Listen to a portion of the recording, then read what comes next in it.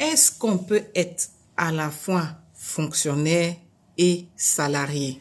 Journée internationale des droits de la femme, 8 mars. Eh bien, tout le mois de mars, on va vous rabâcher les oreilles avec ça.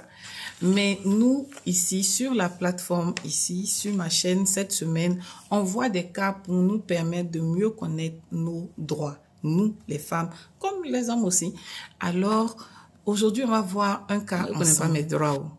Donc, je compte sur vous pour me répondre en commentaire si, oui, on peut être à la fois fonctionnaire et salarié, ou bien non, on ne peut pas. Je vous lis le cas et on discute en commentaire. Bien, mon cousin étudiant en droit m'a informé qu'il était possible pour un salarié de cumuler, sous réserve de certaines conditions, plusieurs emplois. Cependant, il ne m'a pas précisé s'il était possible d'être à la fois travailleur dans une entreprise privée et fonctionnaire dans l'administration publique. J'aimerais être située sur la question parce que je travaille dans une société de la place, mais je voudrais garder mon emploi au cas où je serais admise au concours de la fonction publique.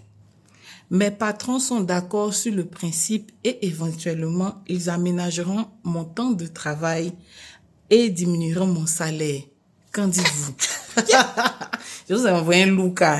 Je vous vois en commentaire. Comme je vous ai dit, cette semaine, on visite ce livre.